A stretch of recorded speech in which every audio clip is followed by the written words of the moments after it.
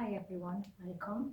I thought I would give you a little tour of the classroom so that you could imagine your children where they are in the morning, seeing as you can't come up and see the room for yourselves. So I'm just going to bring you through the cloakroom. We're going to make this beautiful by the time we get to the end of the year with all of our work up on the walls, but we've made a start so you can come along with me if you can see. I hope it's not too dark.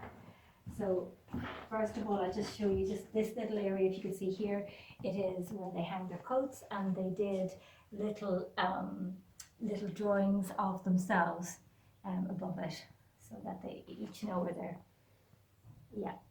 so, and they're all really individual, just like the children themselves. So and you might see your child there. And next I'm just going to show you some of the artwork that we've been doing, working on deciduous trees. We did a little piece of art which I think is really pretty. We used carrots and we used paint to make the colours of the leaves in autumn. So in we come. It's great because the classroom is quite spacious and it's quite bright. It is an old building, so you'll have to forgive that aspect, but it is full of charm at the same time. So I'm going to not spend too long doing this. I'm sure you don't want to be looking at everything, but I wanted to give you an idea of the work that we're doing in school, because not a lot goes home, because that's on purpose. I want everything to happen in class, especially with letter sounds and with writing, and it's really important that we do all of that in school. So I just wanted to give you an idea. So over here we have what I call practical life section. It will get there's a few empty shelves and spaces, and that's a good thing. They'll be filled by the time we get to Christmas, I'd say. Everything there is for the children to learn practical life skills, but also to actually develop fine motor skills, and they help with everything in terms of reading and writing and work like that. Over here we have two seats. There's always two seats in our library, and we have Teddy Rose, who is a class Teddy, and she minds everyone. If anybody's feeling a little sad, they could give her a hug, and thankfully that doesn't happen too often. So we have this little I want to show you this down here. This is our book of the week. So it turns out to be book of the day, really, because we have story time at the finish of every day, and we pick out a different book for that, and we sit in a circle, of course. So two people can be in the library at any one time, and we have a little library section here. And then as we go along, these shelves are a little bit like the practical life. They're work that very often have to do with a mixture of things, like maybe algebra, patterns, things like that. Also, again, fine motor skills with cutting and gluing. They're all skills that are actually really important to develop when they're quite young. We have a lot of this work is sensory as well. They might have to close their eyes and match things by touch, things like that. We come along to the language section, which I think you can guess with this display, but I want to show you just down here. These are our sandpaper letters. You might see that they're actually tactile. They're made of sandpaper, and the vowels are a different color. So as children learn the letter sounds, they're also tracing, and so they're developing the ability to write as well as read.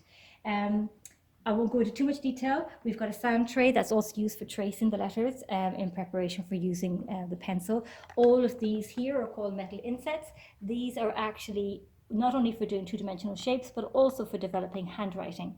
Down below is when the children, there's these little object baskets, and they use this with, if I can bring the camera down, with this movable alphabet, which they do on the floor with this mat. And what they do is they build words, spell words, and usually you find if children are allowed naturally to develop, that's what happens. They tend to write first rather than read, and that's what happens here. All the children work at a different level, a different pace. I mean, not a different level. So they'll all get there, but they're all working at their own pace, and they're all doing really well. So we'll move along here. This is language, and again, that will be full by the time we finish. Lots of other ways that they can develop their reading and their writing.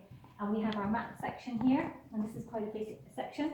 Some of the materials are up here because these are a little more advanced. They may get to them, So if there are children that particularly, love maths and are developing at a very fast rate, there's work there to stimulate them.